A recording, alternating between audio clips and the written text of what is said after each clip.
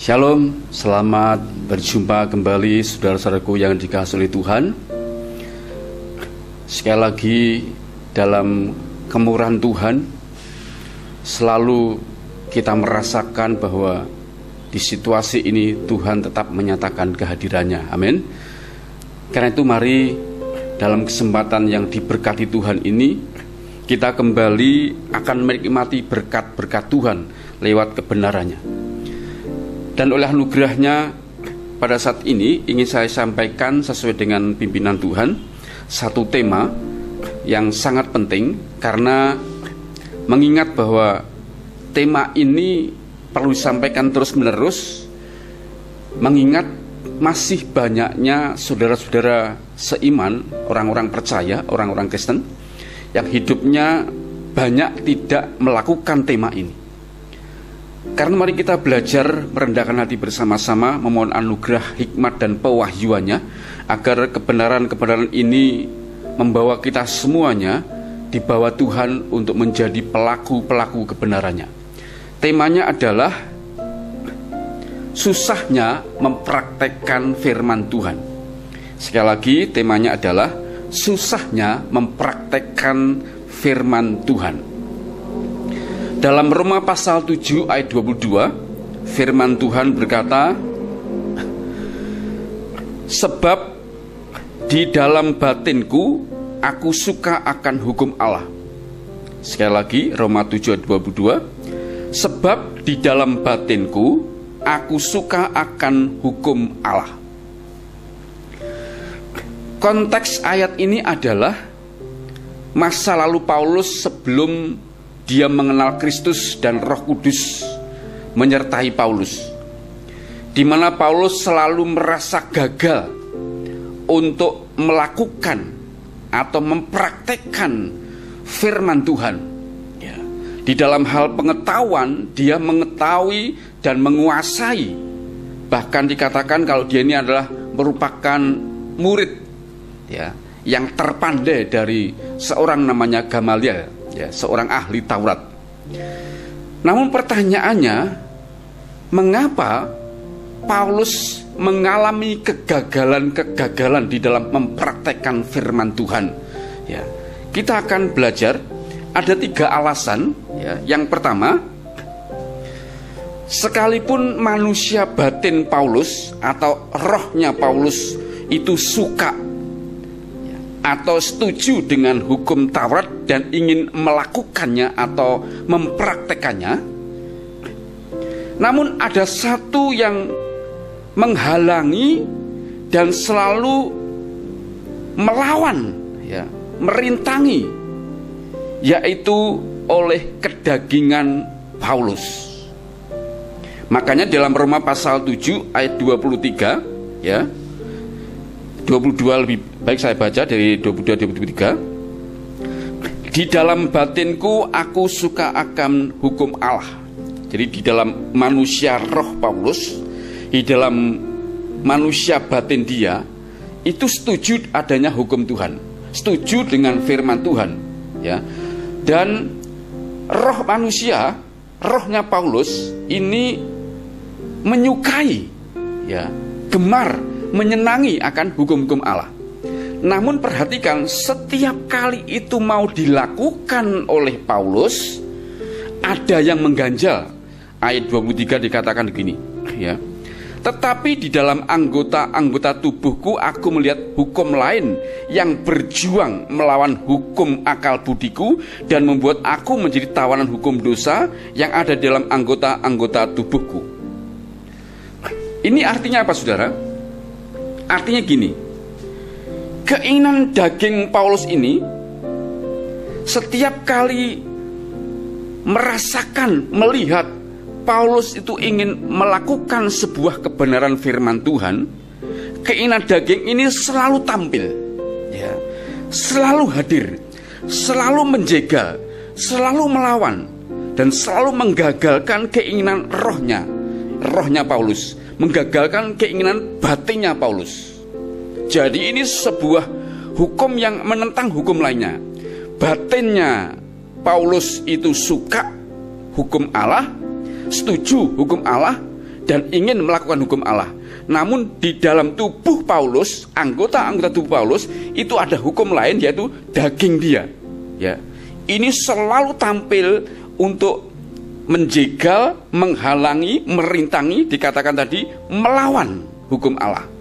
Itulah sebabnya kalau kita baca di ayat-ayat sebelumnya, Rasul Paulus selalu ngomong begini, aku itu ingin melakukan sesuatu yang baik, maksudnya hukum Allah.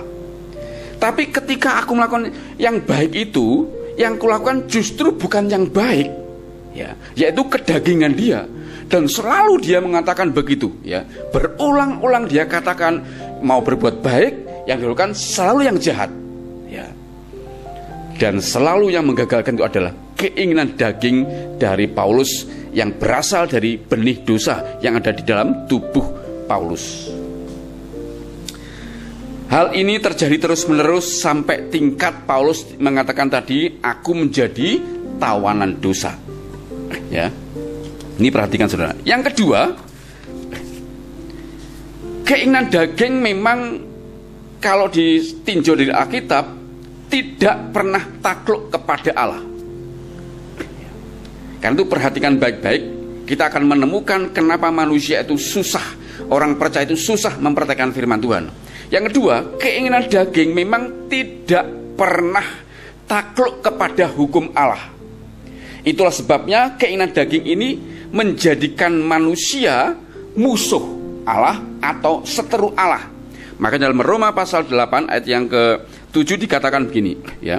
Sebab keinginan daging adalah perseteruan terhadap Allah. Ya. Karena daging itu tidak takluk kepada hukum Allah, hal itu memang tidak mungkin baginya. Jadi dari sini kita tahu keinginan daging itu memang musuhnya Allah, ya, seterunya Allah, dan tidak mungkin takluk kepada hukum Allah. Itulah sebabnya Paulus merasakan betul area ini. Selalu dia mau melakukan hukum Allah, selalu dilawan oleh dagingan, selalu digagalkan oleh dagingan, karena daging ini memang seterunya Allah, musuhnya Allah, dan tidak takluk kepada hukumnya Allah. Jadi yang kedua, daging itu tidak pernah tunduk kepada hukum Allah, dan dia justru menjadi seteru atau musuhnya Allah. Yang ketiga, Paulus belum mengenal Tuhan Yesus dan Roh Kudus belum menyertai Paulus. Ya, ini yang paling penting saudara. Paulus belum mengenal Tuhan Yesus dan Roh Kudus belum menyertai dia. Sehingga setiap firman Allah hanya ada di pengetahuan, ada di kepala, ada di rasio, ada di otaknya Paulus saja. Ya, walaupun pikirannya, ya, setuju, ya, tahu, namun tidak pernah bisa dilakukan, dipraktekkan dalam kehidupan nyata. Karena itu lihat Roma pasal 7 ayat 26 berkata demikian, ya. Jadi dengan akal budiku aku melayani hukum Allah. Artinya apa saudara? Ya, dengan akal budiku aku melayani hukum Allah. Artinya gini, setiap firman Tuhan, setiap hukum-hukum Tuhan, Paulus dalam batin itu setuju, dalam roh setuju. Makanya Paulus selalu, ya, setiap kebenaran itu tidak sampai bisa dilakukan, karena kebenaran yang dia terima itu hanya bermuara di otak dia, di pikiran dia, sebagai sebuah pengetahuan, ya, turun ke roh, ya, setujui, namun selalu dijegal oleh daging, ya. Jadi dengan kata lain, Paulus itu hanya tahu firman Tuhan, setuju firman Tuhan, ya, makanya dia sampai mengatakan aku melayani hukum Allah dengan pikiran, pengetahuan saja, dengan akal budi saja, ya. Tetapi dengan tubuh insaniku aku melayani hukum Allah, hukum dosa maksud saya. Tetapi dengan tubuh jasmaniku aku melayani hukum dosa. Di sini ada dua hal saudara, ya. Firman Allah itu hanya nyantol di kepala, di otak, di pikiran, menjadi sebuah pengetahuan dan disetujui oleh manusia batin. Hanya setingkat itu, tidak bisa dipraktekkan. Kenapa? Ada yang menghalangi, yaitu daging. Ya. Makanya Paulus berkata, aku melayani dosa dengan tubuh jasmaniku. Artinya daging dia hanya bisa mempraktekkan bukan hukum Allah. Tubuh dia, daging dia hanya bisa mempraktekkan dosa saja. Ya. Nah, itulah sebabnya karena Paulus tidak atau belum mengenal Tuhan Yesus dan Roh Kudus belum menyertai dia, Paulus masih merasakan kegagalan demi kegagalan. Ya. Itulah sebabnya saya mengajak saudara untuk meninjau latar belakang Paulus, kenapa dia gagal melakukan firman Tuhan. Ya. Pertanyaannya, ya, bagaimana akhirnya Paulus bisa mempraktekkan firman Allah? Kita baca Roma pasal 7 ayat 24-25. Firman Allah berkata demikian, ya. Ayat 24 itu menceritakan kegagalan dia. Dia berkata, aku manusia celaka, siapakah yang akan melepaskan aku dari tubuh maut ini? Nah, ayat 25 merupakan jawaban dia. Syukur kepada Allah. Artinya, puji Tuhan, yang bisa menolong aku hanyalah Allah, hanyalah Tuhan, yaitu oleh Yesus Kristus Tuhan kita. Artinya Paulus mengatakan bahwa dia bisa menang hanya karena kehadiran Tuhan Yesus dalam hidup dia. Ya. Makanya perhatikan saudara, jawaban dari bagaimana akhirnya Paulus bisa mempraktikkan firman Allah, jawabannya adalah ketika Paulus berjumpa dengan Tuhan Yesus secara pribadi. Itu ada di dalam Kisah Rasul pasal ke-9 ayat 1 sampai 19b, ya. Ya, yang menarik adalah bukankah semua orang Kristen itu sudah percaya kepada Yesus sehingga disebut Kristen atau pengikut Kristus, ya?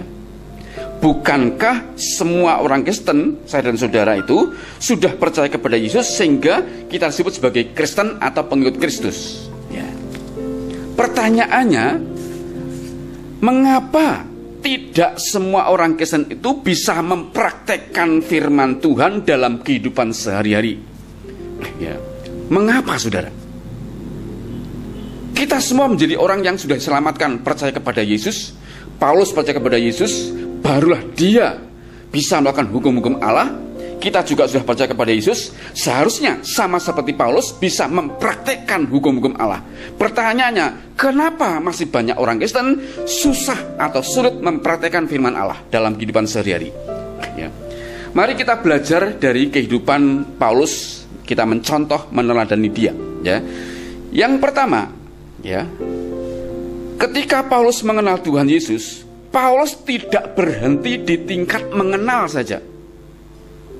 Jadi setelah Paulus dalam perjalanan ke Damsik ketemu dengan Yesus, dia buta lalu dituntun ketemu dengan Ananias, ya.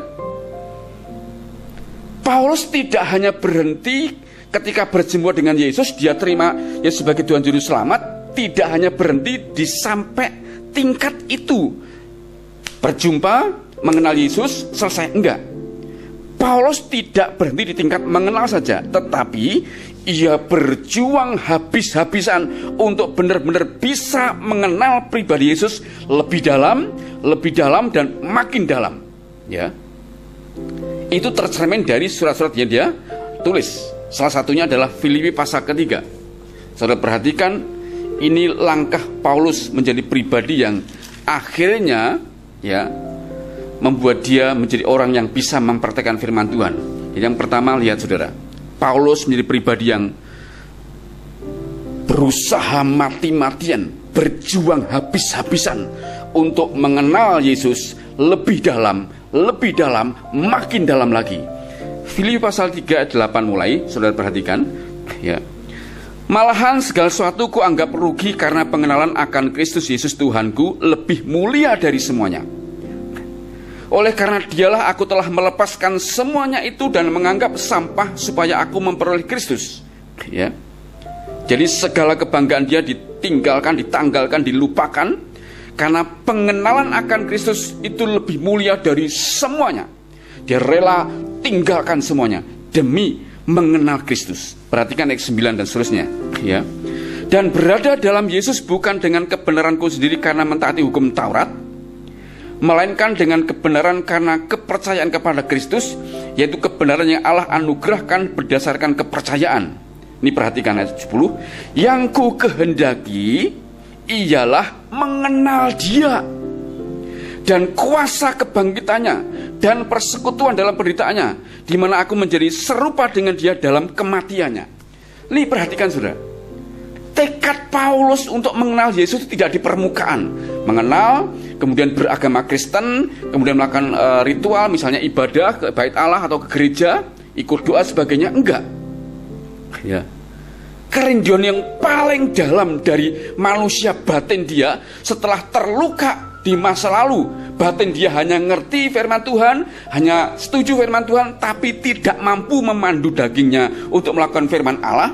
Ya, dia bertekad, dia harus kenal Yesus sampai tingkat menjadi serupa dengan Kristus. Ya. Bahkan perhatikan saudara, supaya aku akhirnya memperoleh kebangkitan dari antara orang mati, bukan seolah-olah aku telah memperoleh hal ini atau telah sempurna, melainkan aku mengejarnya. Nih perhatikan, jadi ada tingkatan-tingkatan kehausan hasrat dia untuk membawa roh dia itu bisa mengenal Yesus makin dalam. Dikatakan melainkan aku mengejarnya. Perhatikan saudara, kalau aku dapat menangkapnya, karena aku pun telah ditangkap oleh Kristus Yesus. Saudara-saudara, aku sendiri tidak menganggap bahwa aku telah menangkapnya, tetapi ini yang kulakukan. Ini ditingkatkan lagi kata-kata saudara. Aku melupakan apa yang telah di belakangku dan mengarahkan diri kepada apa yang di hadapanku.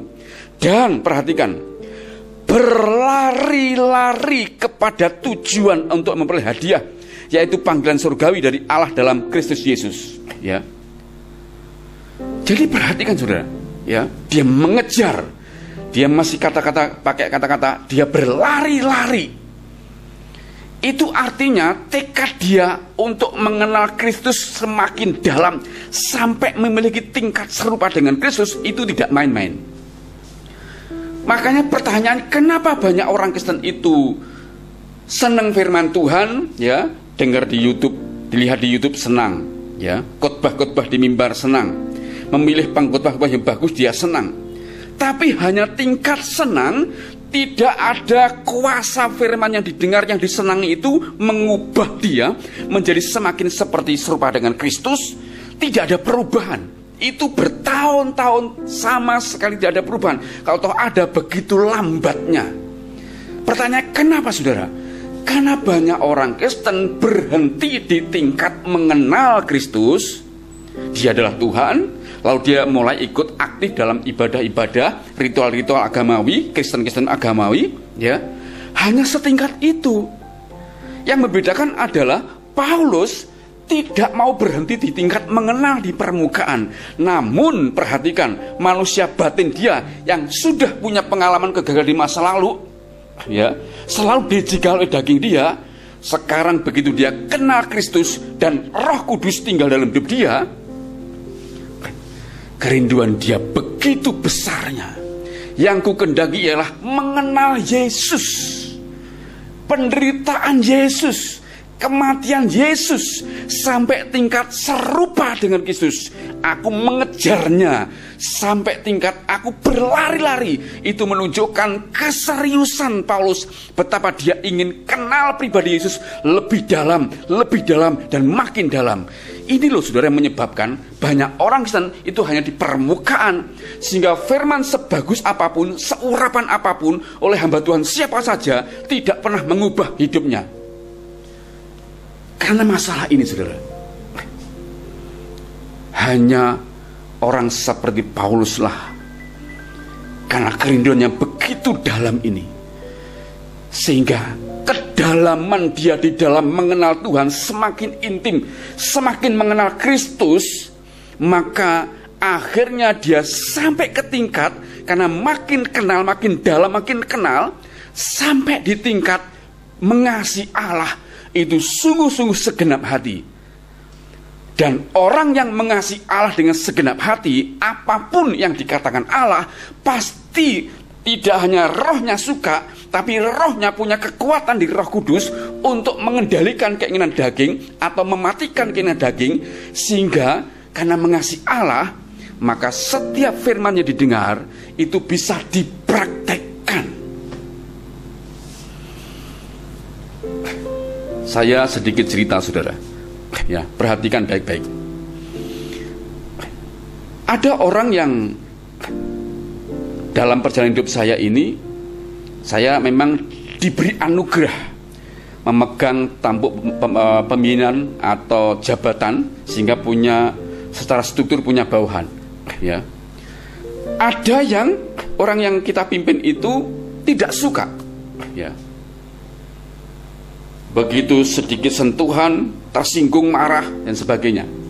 Namun perhatikan, ketika dia mulai kenal pribadi saya, kita mulai interaksi, mulai sharing, mulai kumpul, mulai ngobrol, mulai bercanda, makin hari, ya, dari waktu ke waktu makin kenal, ya, dia ngomong begini, ternyata Pak Bambang beda ya, tidak seperti yang saya lihat sebelumnya.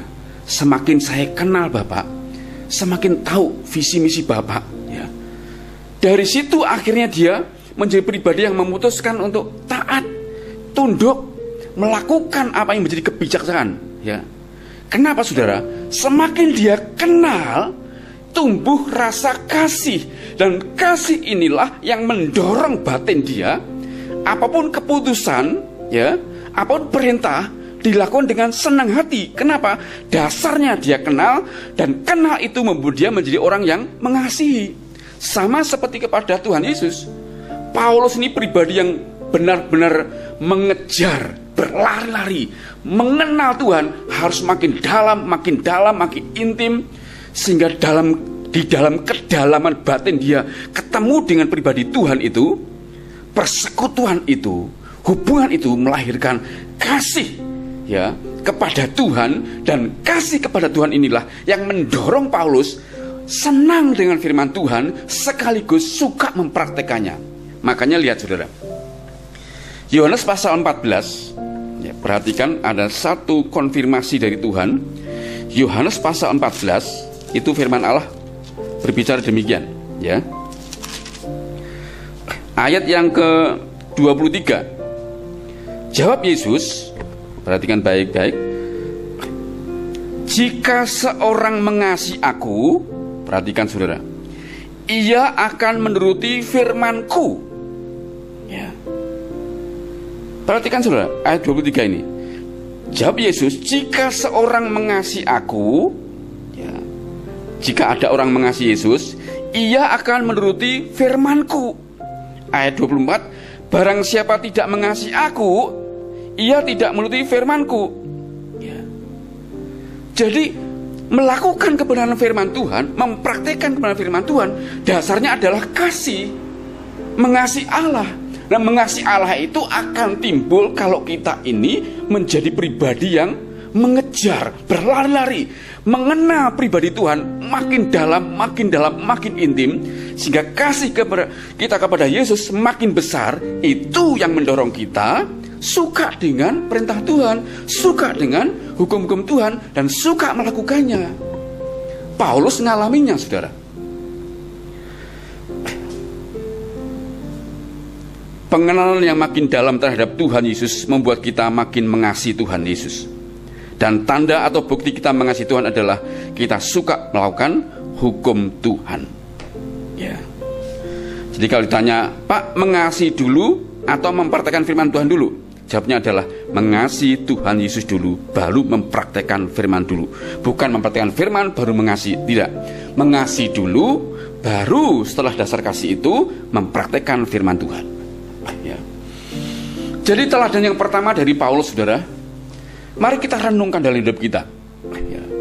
Jangan sampai saya dan saudara ini menjadi pribadi yang suka mendengar khotbah-khotbah yang luar biasa dari berbagai hamba Tuhan, urapan, ya, kesembuhan ilahi. Biasanya kita akan mengejar, suka itu.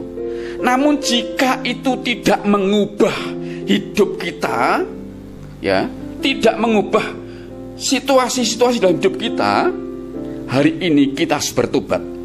mendengar firman sebanyak apapun tidak ada manfaatnya jika kita tidak mengenal pribadi Yesus lebih dalam lagi. Makanya saudara, seorang hamba Tuhan yang menjadi musisi juga, yaitu Bapak Robert ya dan Ibu Lea,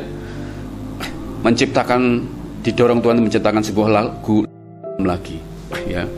Satu hal yang kurindukan ya Tuhan, selalu berada di dekatmu,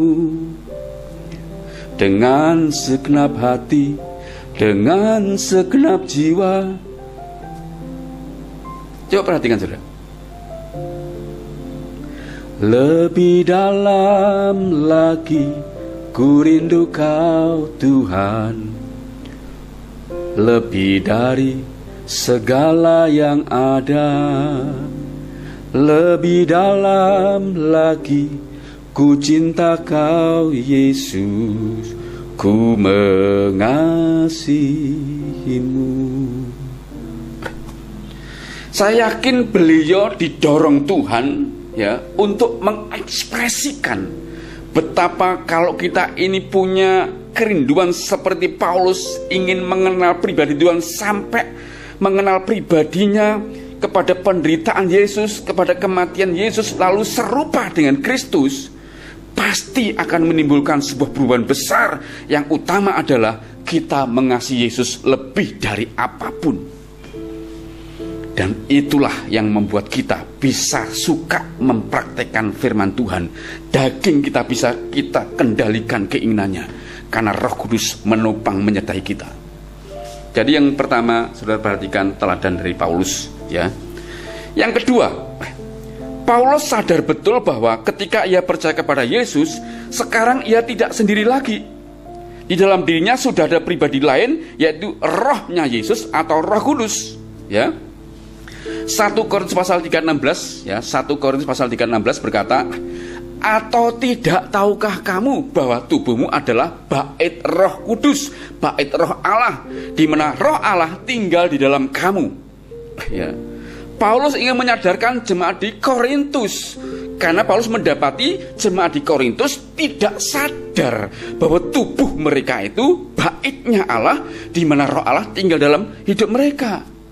Ini menjadi sangat penting karena banyak orang ya, hidupnya tidak bergantung kepada Roh Kudus yang tinggal dalam hidup dia, sehingga tidak mampu mengalahkan keinginan-keinginan daging dia ya. Nah, Rasul Paulus memiliki kesadaran ini. Dia sadar dalam dirinya ada Roh Kudus. Maka Paulus memutuskan untuk hidup di dalam Roh Kudus.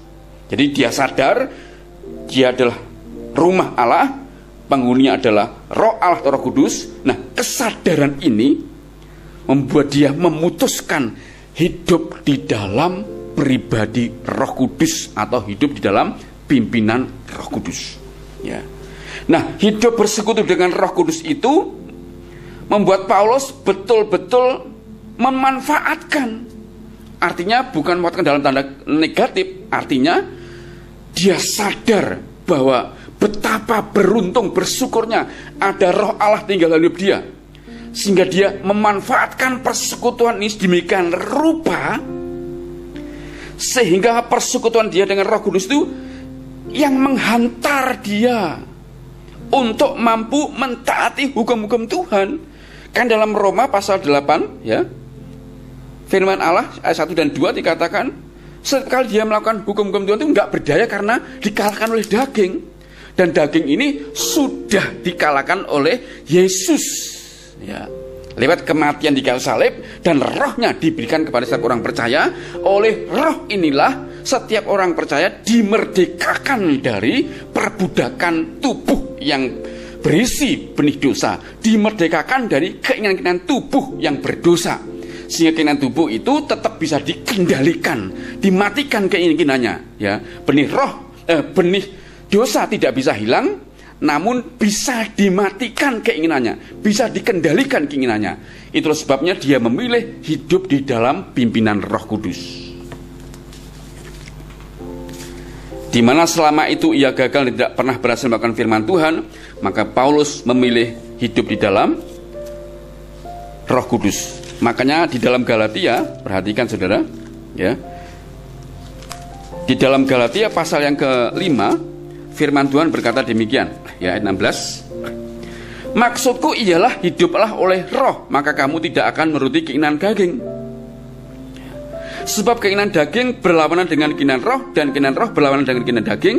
Karena keduanya bertentangan, sehingga kamu setiap kali tidak melakukan apa yang kamu kehendaki.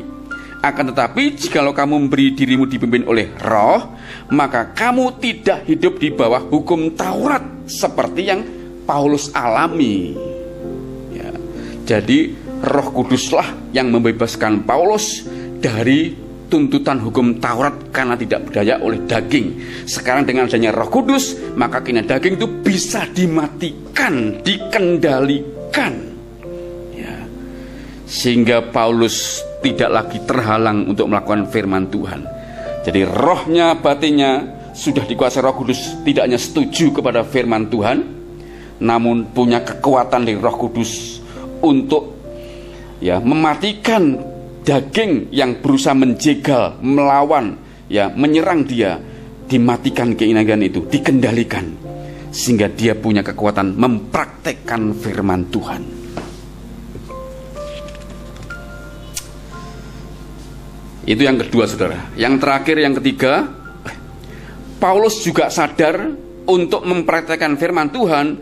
Roh Kudus memakai setiap masalah yang hadir dalam hidup Paulus. Artinya, ya, media untuk mempraktekkan firman Allah, ya, medianya, sarananya untuk mempraktekkan firman Allah adalah hadirnya problem, masalah, kesulitan hidup, kesusahan, penderitaan, ya, aniaya, dan segala sesuatu yang diizinkan Tuhan, itu medianya, ya. Makanya dalam 2 Korintus pasal 4 ayat 7-10, Paulus bercerita ketika dia ditindas, ya, ketika dia dianiaya, ketika dia diburu, ketika dia dilempari, ketika dia kapal karam, dia ceritakan semuanya itu. Sehingga di ayat yang ke pasal 4 ayat ke-16 dikatakan, ya, sekalipun manusia batinku, lahirku semakin merosot, ya, tubuh jasmani dia, manusia lahir semakin merosot, namun dia berkata manusia batin dia dibaharui, artinya didewasakan dari hari ke hari. Nah, setiap problem, masalah kehidupan, kesusahan, penderitaan, itu medianya. Misalnya contoh kecil, saudara, contoh, ya, situasi hari-hari ini banyak orang mengalami kesulitan keuangan, termasuk orang-orang percaya atau orang Kristen mengalami kesulitan keuangan, ya. Di dalam kesulitan itu, firman Tuhan berkata, janganlah kamu khawatir. Kalau khawatir, serahkanlah khawatirmu kepada Allah dalam doa, permohonan, dengan ucapan syukur, ya. Itu perintahnya firman Tuhan. Nah, ketika kita punya masalah situasi hari ini, ya, ada banyak kebutuhan namun uangnya, kita mengalami kesulitan, ini media, saudara. Ini sarana di mana firman Tuhan bisa dipraktekkan. Firman Tuhan berkata, serahkanlah kekhawatiranmu, ya. Bahkan 1 Petrus pasal 5 ayat ke-7 juga demikian, ya. Serahkanlah kekhawatiranmu kepada Tuhan karena Dia yang memelihara kamu, ya. Itu firman Tuhan untuk dipraktekkan pas kita punya masalah. Makanya saya berkata, Paulus itu sadar sarana yang dipakai oleh Roh Kudus untuk mempraktekkan firman Tuhan adalah hadirnya masalah, problem, aniaya, penderitaan, kesulitan hidup, apa yang diizinkan Tuhan, itu medianya. Makanya Paulus selalu menerima setiap persoalan itu, ya, dengan cara membawa kematian ke dalam hidup dia. Artinya, ya, dia samakan seperti Kristus, dia ikut menderita, ya, dia ikut pikul salib. Itulah sebabnya, saudara, Paulus tidak mau mengeluh. Setiap masalah yang hadir bagi dia adalah media untuk mempraktekkan firman Tuhan. Hari ini masalah saudara apapun yang Tuhan izinkan terjadi, itulah medianya, itulah sarana saudara dituntun Tuhan untuk mempraktekkan firman Tuhan. Kalau saudara khawatir, firman Tuhan berkata apa? Lakukanlah. Kalau saudara takut, firman Tuhan berkata jangan takut, ya. Ibrani pasal 13 ayat 5 berkata, aku sekali-kali tidak pernah meninggalkan kau, aku sekali-kali tidak pernah membiarkan kau. Jadi firman Tuhan itu bisa dipraktekkan, medianya adalah masalah. Terimalah masalah kita hari ini, apapun itu media yang disediakan Tuhan agar kita mau praktek firman Tuhan. Ya, ini bagian ketiga saudara. Makanya bagian pertama, semakin mengenal Kristus, semakin mengasihi Allah, kita tumbuh suka akan hukum Allah dan bisa mempraktekannya. Kehadiran Roh Kudus memberi kekuatan kepada kita, ya, memampukan kita untuk mematikan keinginan daging, dan Roh Kudus memakai masalah sebagai medianya sehingga kita bisa mempraktekannya. Apa yang saya sampaikan ini sangat penting karena jujur saudara, praktek di dalam kekristenan saya mengamati sungguh-sungguh masih banyak orang Kristen yang agamawi, masih banyak orang Kristen yang ritualitas, ya, rajin ibadah, rajin doa, ya, rajin baca firman Tuhan. Itu ritual yang memang baik, tapi tanpa teladan dari Paulus yang saya sampaikan tadi itu menjadi sebuah agamawi, Kristen agamawi, tapi bukan Kristen karena hubungan dengan pribadi Yesus. Paulus itu menghardik, ya, membebaskan diri semua roh agamawi dengan cara apa? Tadi. Makanya kesimpulannya saudara perhatikan baik-baik, ya. Kesimpulannya ada 3 kesimpulan untuk memudahkan kita hari ini mengingat firman Tuhan, merenungkannya dan mempraktekannya, ya. Untuk dapat mempraktekkan firman Tuhan, yang pertama, berjuanglah mengenal Tuhan Yesus semakin dalam. Sekali lagi, berjuanglah mengenal Yesus Kristus semakin dalam, ya.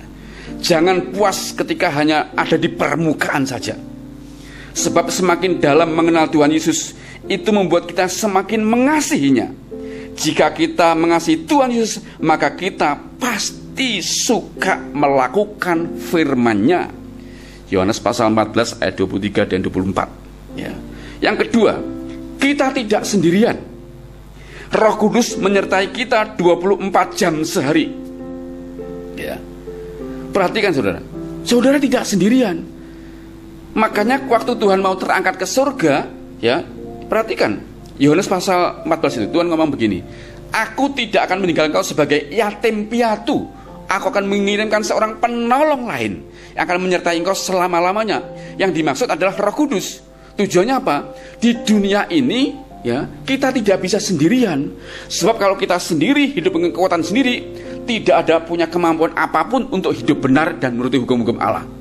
Karena itu Tuhan kirimkan Roh Kudus agar kita tidak sendirian, ya. Karena itu manfaatkan hubungan yang istimewa ini dengan tekun bersekutu bersama dengan Roh Kudus. Tekunlah saudara.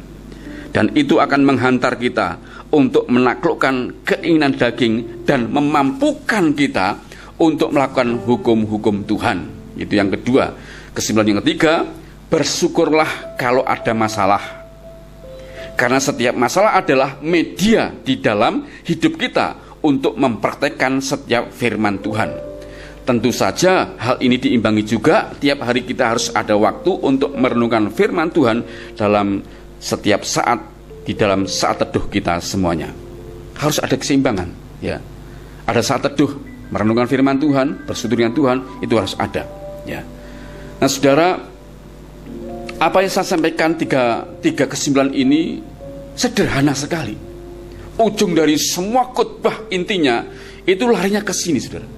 Jika hal yang dasar ini orang tidak melakukannya, kekristenan pasti agamawi, kekristenan pasti ritualitas. Mata saya sudah melihat begitu banyak fakta-fakta di dalam kekristenan sehari-hari.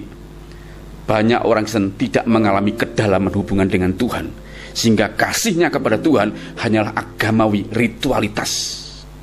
Banyak orang Kristen tidak mensyukuri diberi Roh Kudus dalam hidup dia. Dia tidak bersekutu dengan Roh Kudus. Hidup hanya mengalir, hanya bekerja, ya. Sehingga apapun dilakukan itu kering, tidak mengalirkan air kehidupan. Tapi beda dengan orang yang sungguh-sungguh, ya, bersekutu dengan pribadi Roh Kudus.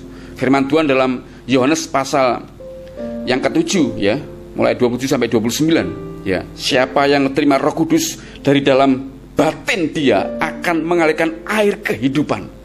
Banyak orang yang tidak mengalirkan air kehidupan, tapi air emosi, air kering, air yang membuat dia melukai banyak orang.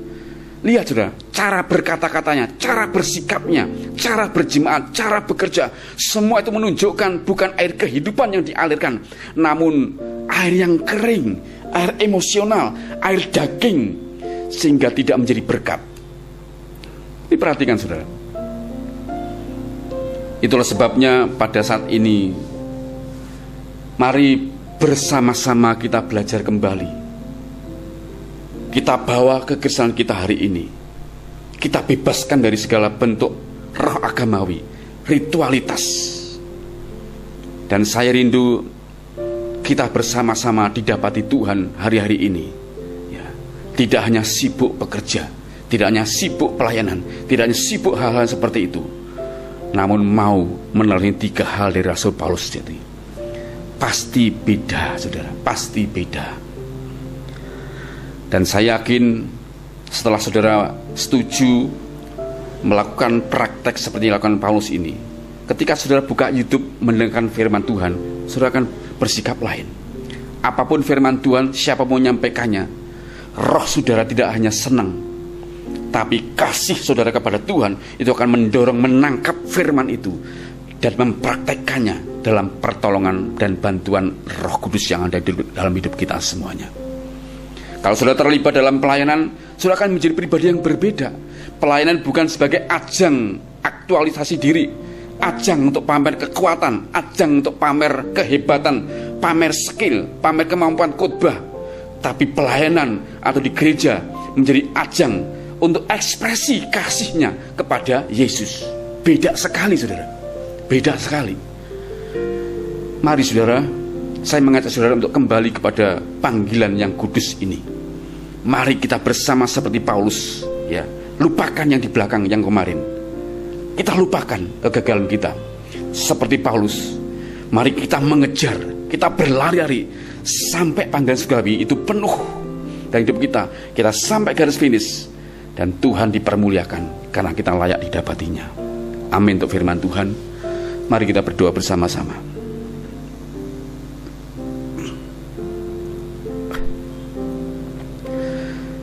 Oleh anugerah-Mu Tuhan, urapi setiap kami yang sudah mendengar, agar kekesalan kami yang selama ini dangkal, kekesalan kami hanyalah agamawi, ritualitas. Mari Tuhan, Engkau berkenan untuk membuat kami mau meneladani apa yang dilakukan oleh Rasul Paulus, Tuhan. Kami tidak puas dengan pengenalan kami kepada Engkau hanya di tingkat dangkal, di tingkat permukaan. Kami rindu semakin dalam kami mengenal pribadi-Mu, semakin dalam kami mengasihi Engkau, sehingga kasih kami kepada Engkau itulah yang melahirkan rasa suka kami kepada firman-Mu.